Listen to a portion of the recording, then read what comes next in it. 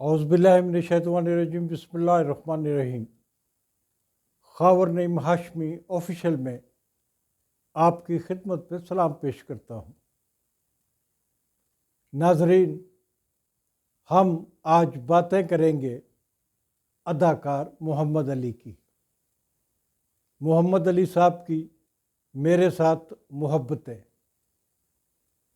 محمد علی صاحب صرف ایک ایکٹر نہیں تھے، جتنے بڑے وہ ایکٹر تھے اس سے بڑے وہ ایک شخص تھے، ایک انسان تھے۔ وہ کتنے عظیم انسان تھے۔ میں نے بہت عرصہ گزارا ان کے ساتھ، میرا بہت تعلق رہا ان کے ساتھ۔ میں جانتا ہوں کہ محمد علی جیسے انسان دوست، انسانیت دوست لوگ بہت کم پیدا ہوتے ہیں، اور خاص طور پہ فلم انڈسٹری میں ایک ایسا ایکٹر جو ٹاپ کا ایکٹر ہو، جسے انڈیا والے اپنی فلموں میں کاسٹ کرنا چاہتے ہوں اور انڈیا سے مسلسل بلاوے آتے ہوں۔ محمد علی صاحب نے انڈیا میں بھی ایک فلم کی تھی، لیکن اس کے بعد انہوں نے توبہ کر لی کہ وہ انڈین فلموں میں کام نہیں کریں گے۔ میرا محمد علی صاحب سے تعلق میرے والد نعیم ہاشمی صاحب کے انتقال کے 1 سال کے بعد ہوا۔ 1978 میں نعیم ہاشمی صاحب کا انتقال ہوا تو 1979 میں نے نعیم ہاشمی صاحب کے حوالے سے نعیم ہاشمی میموریل کونسل بنائی، اور میرا خیال تھا کہ اس کونسل کے زیر اہتمام میں فلم ایکٹرز میں ایوارڈز دیا کروں گا اور ثابت کروں گا کہ پاکستان میں کس طریقے سے غیر جانبدارانہ طور پر فلم ایوارڈز دیے جا سکتے ہیں۔ اس کے لیے اس کمیٹی میں، جس کے چیئرمین پروفیسر اعجاز الحسن صاحب تھے، NCA کے حوالے سے شاید آپ جانتے ہوں، پروفیسر اعجاز الحسن آرٹ کی دنیا میں بہت بڑے مصور ہیں۔ بہت ان کی تصاویر جو ہیں وہ پوری دنیا میں بہت زیادہ قیمت پہ فروخت ہوتی ہیں، اور جانے پہچانے شخص ہیں پروفیسر اعجاز الحسن صاحب۔ تو پروفیسر اعجاز الحسن صاحب کی قیادت میں ہم نے نعیم ہاشمی میموریل کونسل بنائی، اور اس میں فلم لائن کے جتنے بھی شعبے ہیں، تمام شعبوں کے جتنے سینئر موسٹ لوگ تھے ان کو اس کا ممبر بنایا۔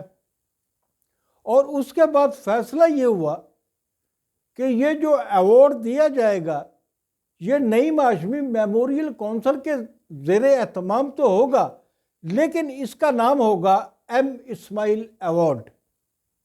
M اسماعیل برِ صغیر پاک و ہند کے بہت بڑے ایکٹر، میرے والد محترم انہیں اپنا استاد مانتے تھے۔ خاموش فلموں کے دور کے ایکٹر، خزانچی جیسی فلمیں جن کے کریڈٹ پہ ہیں، اور پہلی خاموش فلم جو بنی اس میں بھی M اسماعیل صاحب کا رول تھا۔ اور M اسماعیل صاحب کا انتقال 1974 میں ہوا تھا، 1974 میں ہی ہوا تھا، کیونکہ ہاشمی صاحب 2 سال کے بعد ان کا انتقال ہوتا ہے ہاشمی صاحب کا۔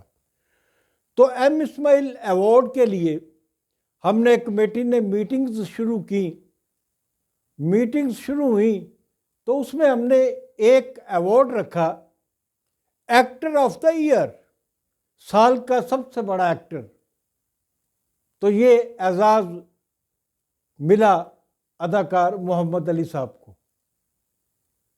میں محمد علی صاحب سے ملنے ان کے گھر گیا، اور انہوں نے بتایا کہ اس طرح ہم ایک تقریب کر رہے ہیں، اس میں ایک ایوارڈ آپ کا بھی ہے، اور اس ایوارڈ کا نام ہے ایکٹر آف دا ایئر۔ محمد علی صاحب مجھے دیکھ کے مسکرائے اور کہا کہ مجھے تمہارے ایوارڈ کی بجائے تمہارا میرے پاس آنا مجھے بہت اچھا لگا ہے، میں تم سے ملنا چاہتا تھا۔ اور اسی دوران انہوں نے کہا کہ ایک نئی لڑکی آئی ہے، شباب کرانوی کی فلم میں اس نے ایک رول کیا ہے اور بہت اچھی ایکٹریس ہے، اور اس کو حوصلہ افزائی کا ایوارڈ بھی آپ دیں۔ تو میں نے کہا جی آپ نام بتا دیں تو میں اپنی کمیٹی جو ہے اس کے سامنے رکھوں گا، اگر اس نے ریکمینڈ کیا تو ہم اس لڑکی کو ایوارڈ ضرور دیں گے۔ اداکار محمد علی نے اداکارہ انجمن کے ایوارڈ کی سفارش کی تھی جو قبول کر لی گئی، اور انجمن کو زندگی کا جو پہلا ایوارڈ ہے وہ ایم اسماعیل ایوارڈ ملا تھا محمد علی صاحب کے کہنے پہ اور کمیٹی کی سفارش پہ۔ اس کے بعد میری اور محمد علی صاحب کی اتنی دوستی اور اتنی محبت بڑھ جاتی ہے جو ناقابل بیان ہے۔ محمد علی صاحب مجھے وہ جانتے تھے کہ میں نے کیا کیا آزادی صحافت کے لیے کارنامے انجام دیے ہوئے ہیں، وہ میرے بہت ساری چیزوں سے واقف تھے۔ ان کی خواہش تھی کہ میں کسی طرح ایک بڑے گھر کا مالک بن جاؤں، میں دولت مند بن جاؤں، اور وہ یہ جانتے تھے کہ میں مزاجن، طبعاً اور خاندانی طور پر ایسا آدمی نہیں ہوں جو تنخواہ سے ہٹ کر کمائی کرتا ہو۔ ناظرین، آپ یہ سن کر حیران ہوں گے کہ اداکار محمد علی نے مجھے آفر کی کہ پاکستان ٹیلی ویژن سینٹر کے سامنے ان کا ایک وسیع و عریض پلاٹ ہے، میں اس پلاٹ کو استعمال کر سکتا ہوں، وہاں اپنا گھر بنا سکتا ہوں۔ وہ اتنے مہربان تھے، وہ مجھ پر ہی مہربان نہیں تھے، ان کے پاس بے شمار لوگ آتے تھے، میں دیکھتا تھا جو بھی ان کے پاس آتا تھا وہ نامراد نہیں جاتا تھا۔ محمد علی صاحب کا تعلق حیدرآباد سے تھا، ان کے والد امام مسجد تھے۔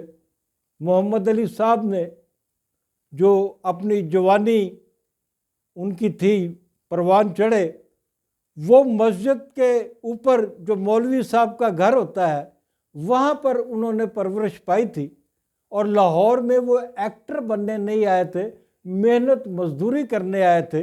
اور بہت ساری مثالیں بھی موجود ہیں، ثبوت بھی موجود ہے کہ محمد علی صاحب نے لاہور میں باقاعدہ مزدوری بھی کی، مزدوروں والے کام بھی کیے۔ ان کو نہیں پتا تھا کہ ایک دن وہ نہ صرف پاکستان میں ایک نامور ایکٹر کے طور پہ پہچانے جائیں گے، بلکہ ان کا نام پوری دنیا میں روشن ہوگا، اور فلم ایکٹنگ کے شعبے میں وہ ایک نمونہ بن جائیں گے۔ مجھے محمد علی صاحب نے اپنی موت سے چند روز پہلے ایک فون کیا تھا۔ اس فون میں انہوں نے مجھ سے کیا کہا تھا، ناظرین یہ ایک ایسا راز ہے، ایسا راز ہے جو میں مرتے دم تک اپنے لبوں پر نہیں لا سکتا۔ یہ محمد علی صاحب کی زندگی کا ایک المیہ تھا جو انہوں نے میرے ساتھ شیئر کیا۔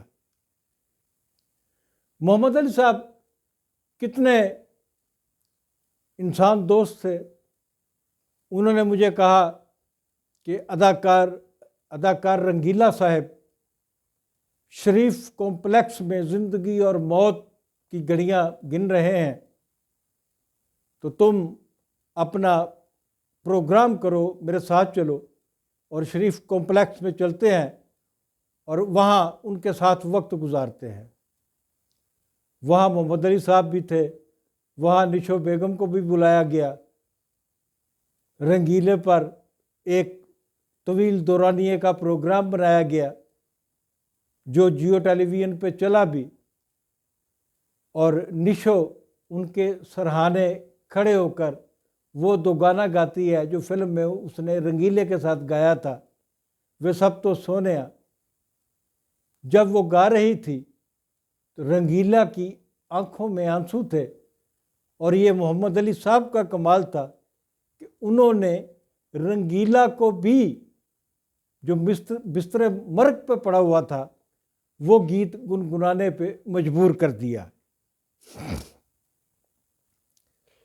محمد علی صاحب ذوالفقار علی بھٹو کے بہت فین تھے۔ جب ذوالفقار علی بھٹو لاہور کی کوٹ لکھپت جیل میں قید تھے تو ان کا کھانا محمد علی صاحب کے گھر سے بن کے جایا کرتا تھا۔ محمد علی صاحب کو اپنے گھر میں دعوتیں کرنے کا بہت شوق تھا۔ میں نہیں سمجھتا کہ ہفتے میں 1 یا 2 دن ایسے نہ ہوتے ہوں کہ جب محمد علی صاحب کے گھر میں شام کو دعوتیں نہ ہوتی ہوں۔ ان میں فلم انڈسٹری کے لوگ بھی آتے تھے اور بہت سارے صحافی بھی ہوتے تھے، جن میں عباس اطہر صاحب بھی تھے۔ عباس اطہر سے لے کر خالد چودھری مرحوم، جو ابھی چند دن پہلے جن کا انتقال ہوا ہے، جن کا تعلق مساوات سے تھا اور میرے بہت پرانے کولیگ تھے، ان کا بھی ابھی انتقال ہوا ہے۔ اور خالد چودھری بھی وہاں جایا کرتے تھے، اور خالد چودھری مر گیا ہے لیکن مزیدار آدمی تھا۔ وہ محمد علی صاحب کی اگر شوٹنگ نہ ہوتی تو وہ روزانہ بھی دعوت کر دیا کرتے تھے لوگوں کی۔ اور میں نے بتایا نا، جو مستقل لوگ ہوتے تھے ان میں عباس اطہر صاحب اور خالد چودھری اور بہت سارے لوگ ہوتے تھے، لیکن اس دعوت میں کبھی محمد علی صاحب نے مجھے نہیں بلایا تھا، کیونکہ وہ مجھے بیٹوں کی طرح سمجھتے تھے، اور اس دعوت میں پینا پلانا سارا کچھ موجود ہوتا تھا۔ وہ دعوتیں کیسے ختم ہوئی، یہ واقعہ میں آج آپ کو سنانے لگا ہوں کہ گپیں ہو رہی تھیں، لطیفہ بازی ہو رہی تھی، فلمی دنیا کی باتیں ہو رہی تھی، سوشل ٹاپکس پہ بات ہو رہی تھی، پولیٹکس پہ بات ہو رہی تھی۔ اچانک خالد چودھری مرحوم، جنہوں نے 2-4 زیادہ شاید پیک پی لیے تھے، اچانک محمد علی صاحب سے مخاطب ہوئے اور کہا، علی، محمد علی صاحب نے کہا، علی، زیبا یہاں کیوں نہیں ہے؟ یہ آخری دن تھا اس قسم کی دعوتوں کا، اور اس کے بعد محمد علی صاحب نے اپنے گھر میں دعوتیں کرنا بند کر دی تھی۔ تو محمد علی صاحب کی بے شمار باتیں ہیں، بہت طویل باتیں ہیں، میں بہت کچھ آپ کو بتاتا رہوں گا محمد علی صاحب کے بارے میں، لیکن یہ میرا اپنے آپ سے بھی وعدہ ہے اور آن سکرین آپ سے بھی وعدہ میں کر رہا ہوں کہ محمد علی صاحب نے مرنے سے پہلے مجھے جو آخری کال کی تھی وہ کال کیا تھی۔ آج تک کے لیے اتنا ہی، ملتے ہیں اگلے پروگرام میں۔ خاور نعیم ہاشمی آفیشیل کو سبسکرائب کرنا مت بھولیے گا۔ Thank you.